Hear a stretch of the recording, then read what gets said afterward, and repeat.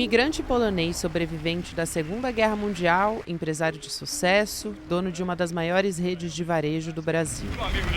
A história oficial de Samuel Klein, dono das Casas Bahia, esconde uma outra, obscura, cruel e violenta. Ele gosta de meninas novinhas. O empresário, que morreu em 2014, acumulava uma série de denúncias por abusos sexuais, agressão, estupro e pedofilia.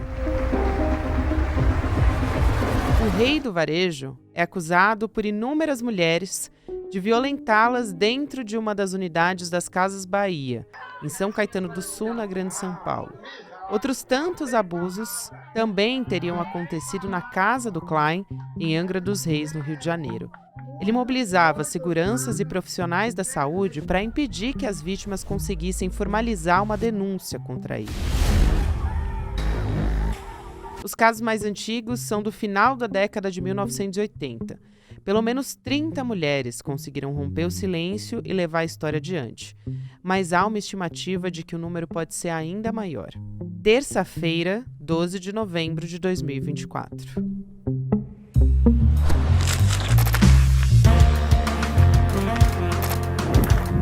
Sou a Gabriela Varela, esse é o podcast com mais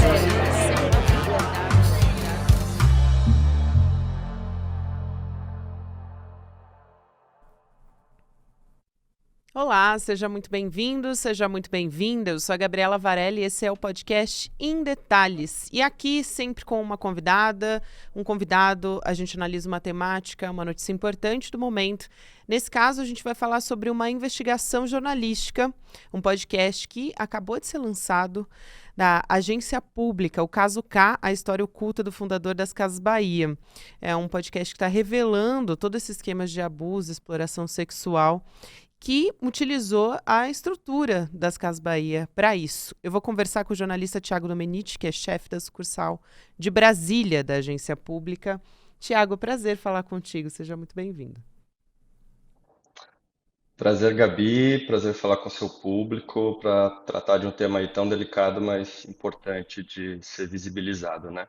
Muito Sem obrigado pelo dúvida. convite. Imagina, eu quero parabenizar vocês todos, porque foi um trabalho muito coletivo, em equipe, né, da agência pública e sendo coordenado por você também, Tiago.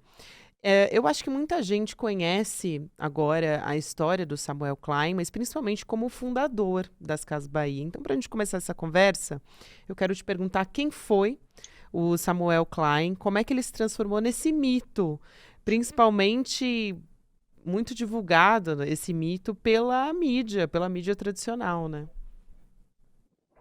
Certo. Bom, Samuel Klein, ele é um judeu polonês. Ele nasceu numa cidadezinha da Polônia e participou ali de um crescimento muito difícil, porque ele viveu o período do nazismo. Ele, inclusive, foi preso pelos nazistas, ficou em campos de concentração junto com parte da família dele. Então, ele de fato teve uma trajetória antes de chegar no Brasil muito complicada, né? Ele consegue fugir dos nazistas na Segunda Guerra, depois que os aliados, né, conseguem derrotar ali Hitler e o eixo dele. E aí, quando ele vem para o Brasil, ele começa a construir uma nova trajetória, né? E essa trajetória começa com ele sendo mascate. Mascate, para quem não sabe, é uma profissão que provavelmente já está em extinção, né? Mas naquela década de 50, ali, quando ele chega no Brasil, é o sujeito que carregava um carrinho, como se fosse uma carrocinha vendendo coisas na rua, né? E aí ele, com esse trabalho, ele começa a construir o embrião do que viria a ser Casas Bahia, porque ele consegue rapidamente uma clientela muito grande em São Caetano do Sul, que é a cidade que fica no ABC Paulista, né, em São Paulo. Ele se instala ali como profissional mascate, digamos assim, e vai formando uma clientela que salta em poucos anos de 200 clientes para 5.000 clientes. É nesse período, Gabi, que ele cria a lógica do chamado crediário, né? Então, até por isso ele é considerado o pai do crediário no Brasil, né? que é quando você parcela a compra em várias vezes e cria, de certa maneira, uma ilusão de que aquilo não tem juros embutido, quando na verdade tem. Ele aposta um pouco nessa lógica de crediário para classes C, D e E da população, que são uma faixa de pessoas mais pobres, né, com poder aquisitivo menor, e é a partir dessa lógica empresarial que ele consegue criar a primeira loja da Casas Bahia e a partir daí expandindo ano a ano durante décadas, o que veio a se transformar na maior rede de varejo do país, né? E ele ganha nesse processo, digamos assim, de crescimento da Casas Bahia, a alcunha de rei do varejo, que é justamente uma alcunha bastante, um apelido, né, bastante forte, justamente por conta dessa trajetória do empresário que, perseguido pelo nazismo, consegue sobreviver a isso, que chega ao Brasil e a partir das vendas com o mascate consegue se transformar num grande empresário de sucesso e que constrói um império do varejo. Então essa, de certa maneira, é o resumo de uma biografia de Samuel Klein, até a gente publicar a nossa investigação em 2021. Eu acho super interessante, acho que percorrendo esse caminho, Tiago, que você traz aqui, como que essa investigação chegou até vocês, né? Porque foi um colega da imprensa que te procurou. É um bastidor, até para quem ainda não ouviu o podcast, do primeiro episódio. Mas acho que você pode explicar também um pouco aqui de como ele trouxe até você, porque ele trabalhava num veículo de imprensa da mídia tradicional que não podia, não queria, escolheu não publicar. Então ele não queria que essa história morresse, né? Como é que foi isso, se você puder contar um pouco? Posso sim. A gente estava ali em 2020, né? Era pandemia, processo super difícil para todos nós, né? Ali em outubro de 2020, mais precisamente, eu sou procurado por um colega jornalista que trabalhava num veículo de imprensa televisiva e ele me diz assim: Olha, Thiago, eu estou aqui com uma apuração, que eu ainda estou iniciando essa apuração, e eu me deparei com alguns processos judiciais relacionados ao Samuel Klein e ao filho dele, Saul Klein. Saul Klein é o filho do Samuel, ainda está vivo, né? Também é investigado por crimes sexuais, mas eu não estou conseguindo avançar com essa apuração onde eu estou. Estou enfrentando algumas dificuldades e, considerando que essa é uma história muito importante, muito séria, eu não quero morrer com essa história na mão. Então, eu avalio que se eu passar o que eu tenho, o pouco que eu tenho para vocês da agência pública, por ser um veículo de jornalismo independente, eu acho que vocês vão conseguir avançar nessa história e não vão ter nenhum tipo de amarra para publicar isso.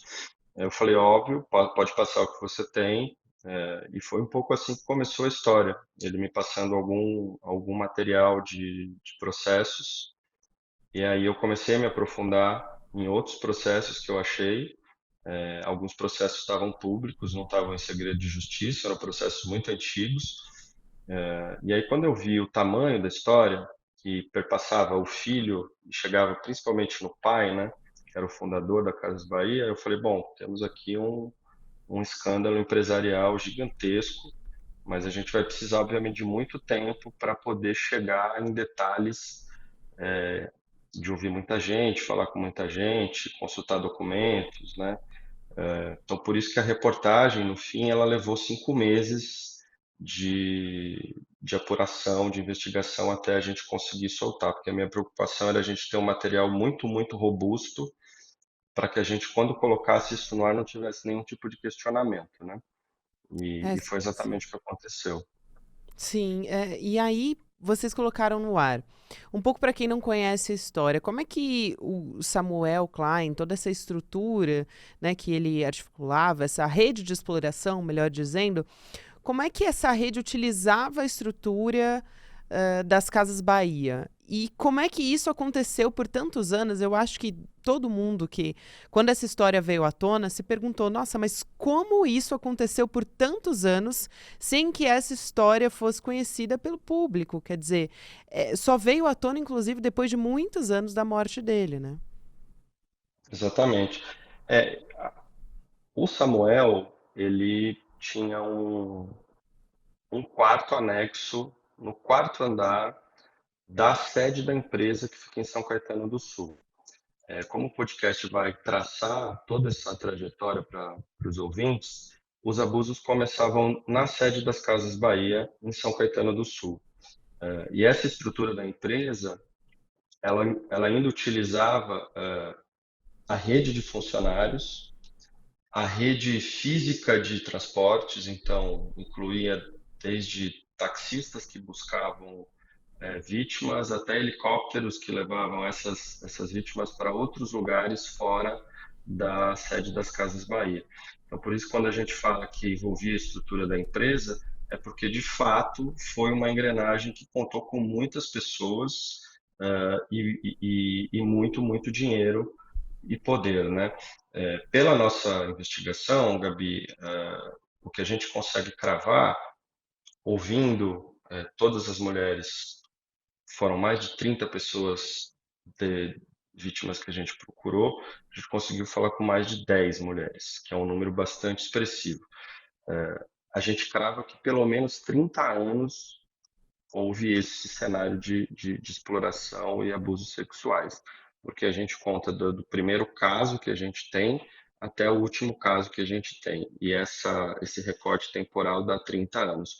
Pode ser que tenha sido mais de 30 anos, pode ser, mas a gente não conseguiu jornalisticamente chegar ainda nessa, digamos, ampliar, digamos, o tempo dessa rede de exploração.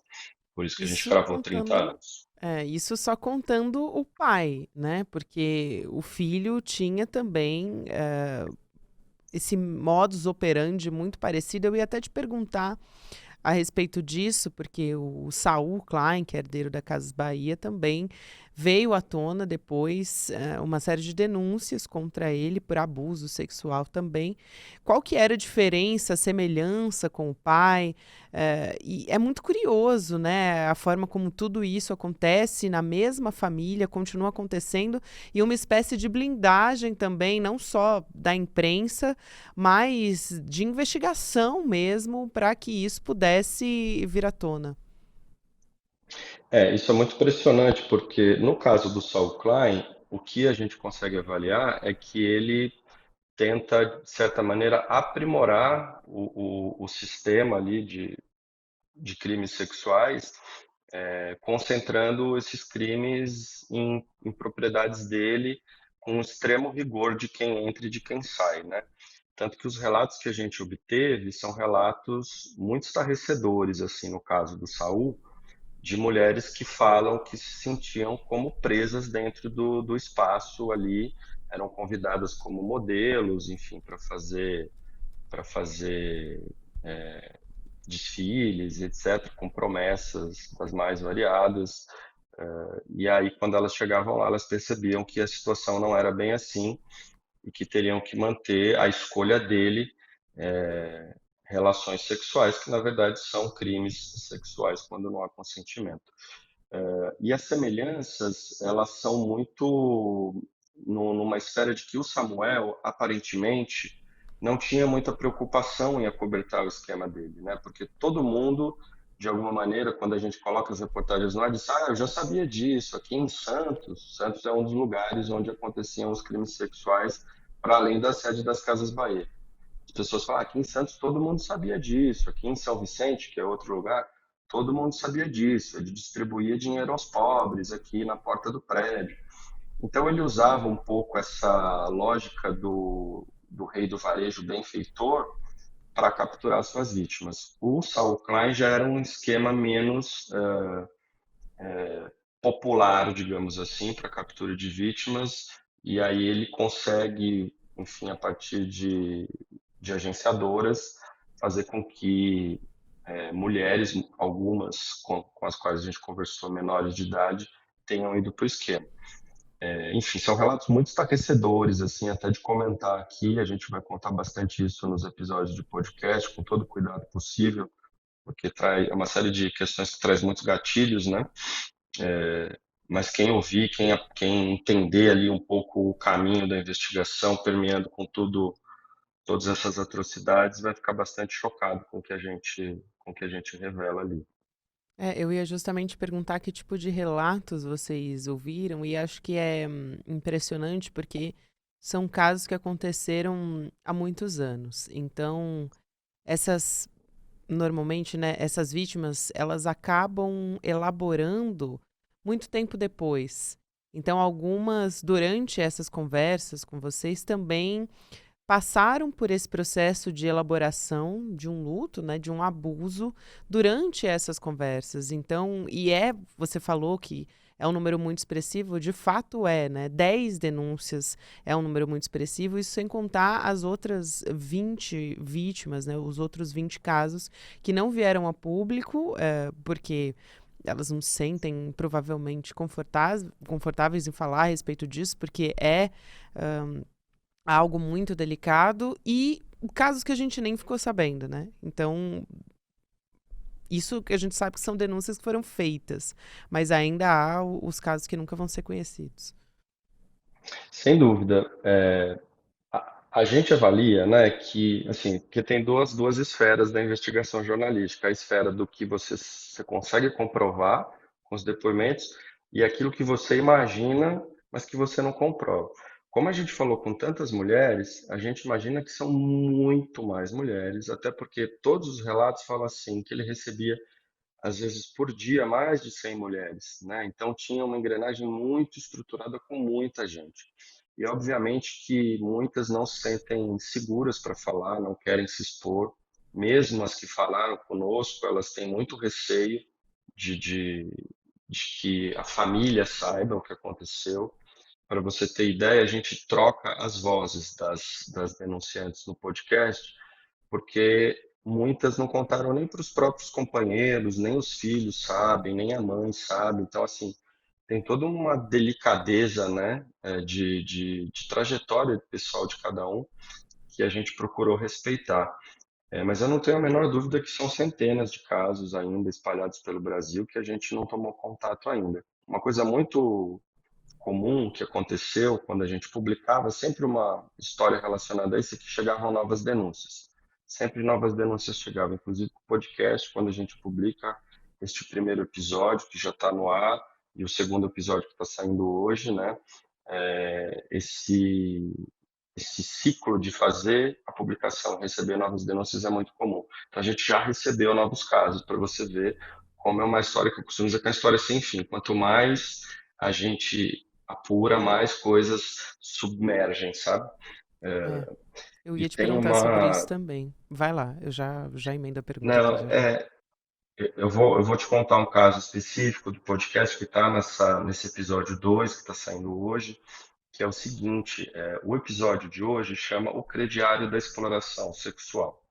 Por que que tem esse nome? É porque durante uma entrevista que eu fiz com uma das vítimas no ano passado, durante a conversa com ela tem uma epifania. Ela começa a elaborar aquilo que ela viveu e ela fala: Nossa, agora eu estou me dando conta de que o que aconteceu com a gente era uma espécie de crediário da exploração. Porque toda vez que alguém ia para o esquema, o Samuel chamava essa pessoa que tinha ido para o esquema a levar alguém. Então era uma espécie de pirâmide. E essa pirâmide era, digamos, compensada com produtos da Casas Bahia, com dinheiro, com, enfim, com, com essa lógica da exploração sexual mesmo. E é muito impressionante quando ela fala que era um primo do crediário o que ele criou para as meninas, porque os juros era levar alguém para ser Nossa, explorada sexualmente novamente. isso é muito, muito forte isso que você traz, né? Porque é justamente. Ele foi conhecido por ter criado o crediário e virou um gênio, né, das vendas. Ele foi enxergado dessa maneira por muito tempo, até que as denúncias viessem à tona e que um pouco desse castelo de certa forma, ruísse, né, desse império que ele construiu. Desses pontos que me marcaram, talvez, no podcast, foi vocês trazerem que o Samuel gostava de assistir um documentário. Tinha também essa questão do ego ali, de ver como é que ele venceu na vida.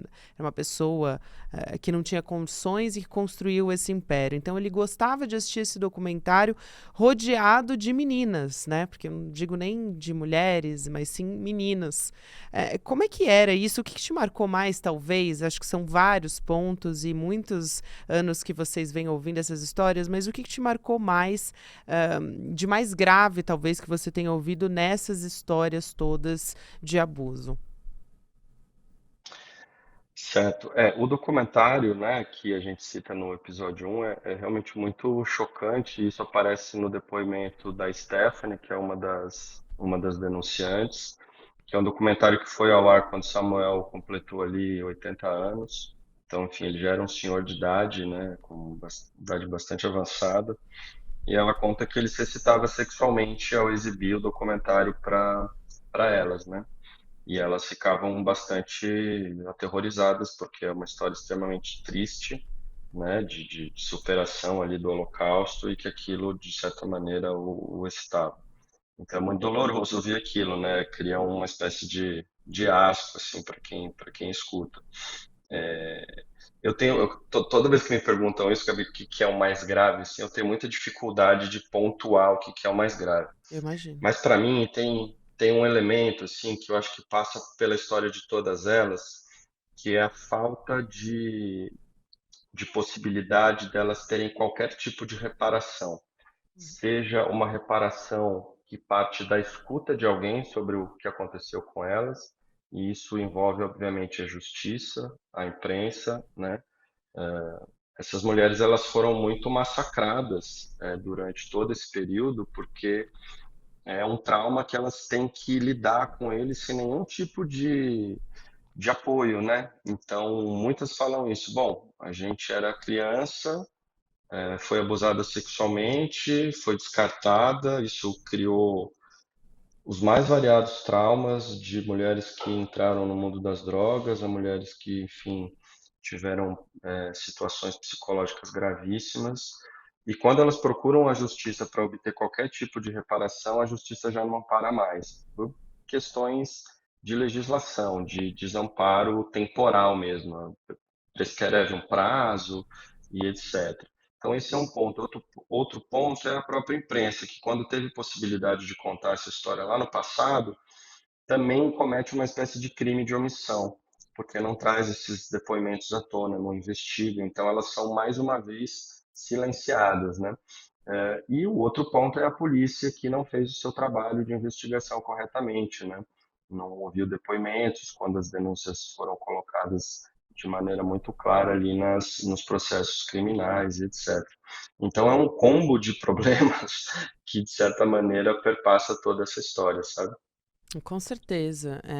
E não é à toa que muitas decidiram não denunciar, porque muitas vezes o prejuízo é muito maior para essa vítima, né?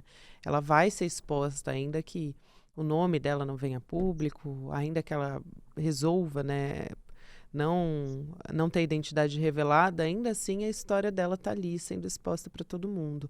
Agora, para a gente fechar, eu queria que você adiantasse um pouco o que vem por aí ainda, porque são 4 episódios, né, da série em podcast, se vai ter nova temporada, enfim, o que vocês estão trazendo de novo? Legal. A gente, então, publicou já os 2 primeiros episódios, né? O primeiro episódio se chama O Homem, a Lenda. O segundo episódio que está saindo hoje chama O Crediário da Exploração. E a gente tem mais 2 episódios, né? E aí eu não vou dar tantos spoilers aqui, mas a gente vai tratar muito da questão da imprensa e do judiciário nesses episódios. Como houve o abafa da imprensa e como houve negligência do judiciário ao tratar dessas questões relacionadas a essas mulheres. E a gente vai trazer novas camadas que as reportagens não contaram, com depoimentos de jornalistas e advogados que, de certa maneira, são até hoje indignados com o fato de não terem tido nenhum tipo de repercussão sobre isso lá atrás. A gente embasou bastante esses episódios finais justamente para mostrar para o ouvinte que a imprensa ela também tem um pouco de culpa nessa história, né? Omissão, que seja, aí cada um faz a avaliação a partir do que a gente investigou. E lá no final do podcast a gente vai começar a contar um pouco também outras histórias, né, da família Klein. E aí isso vai ficar para uma segunda temporada que a gente pretende lançar no ano que vem como sequência dessa, em que a gente vai explorar também a questão do filho Saul e tem um elemento surpresa aí que a gente vai trazer também na segunda temporada, que eu também não posso adiantar aqui, mas que é bastante chocante.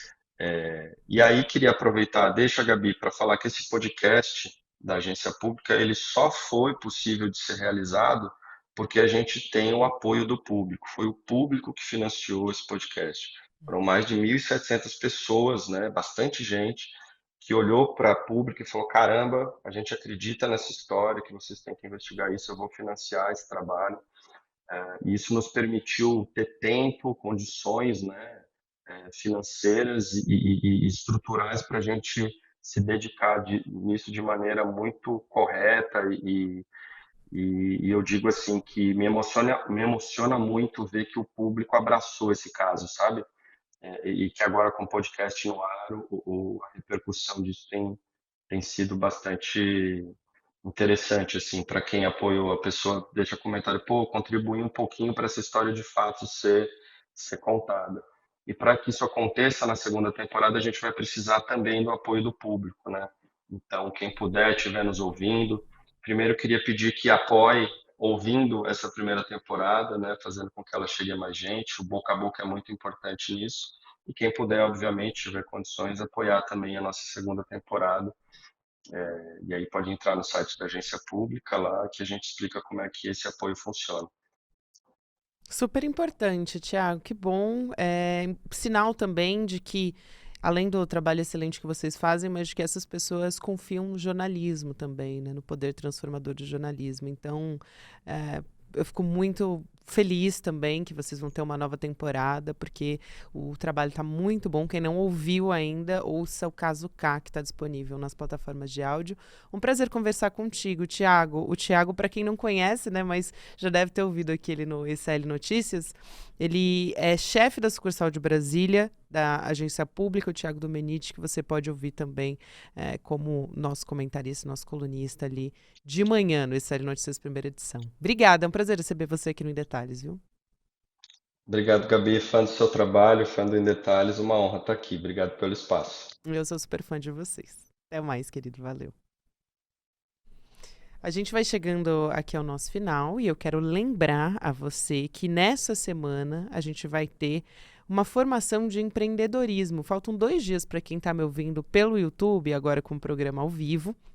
O Empreendedor Mestre está abrindo uma nova turma de formação. Essa é a 3ª turma que vai ter aula com o Eduardo Moreira agora.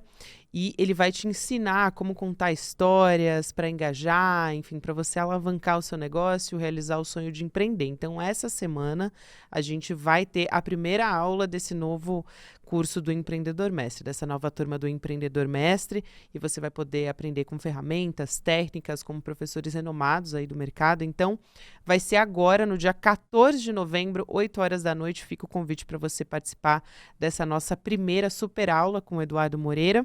É inédita, é gratuita, mas você precisa fazer a sua inscrição. Então, eu te convido a acessar emdetalhesicl.com.br para poder garantir a sua vaga e poder começar a empreender. Então, obrigada a você que me acompanhou até aqui. Agora você fica com o Mercado Investimentos, depois Rolê ICL, e a gente está disponível em todas as plataformas de áudio também, em qualquer momento do seu dia. Até amanhã. Faltam só 2 dias para nossa aula Os Segredos das Vendas e da Persuasão. Como contar histórias que vendem e convencem. Vocês vão aprender isso daqui a 2 dias numa aula onde eu vou contar para vocês o que é a jornada do herói, quais as técnicas que você tem de persuasão e como isso pode ser usado para o bom caminho, ao invés de convencer as pessoas de teorias da conspiração, coisas ruins e etc., que é o que a extrema-direita faz. Para você não perder essa aula extremamente útil para sua causa ou para o seu negócio, clique no botão Saiba Mais aqui embaixo e participe. 14 de novembro, quinta-feira, daqui a 2 dias às 8 horas da noite. Gratuito. Clica aqui e se inscreve.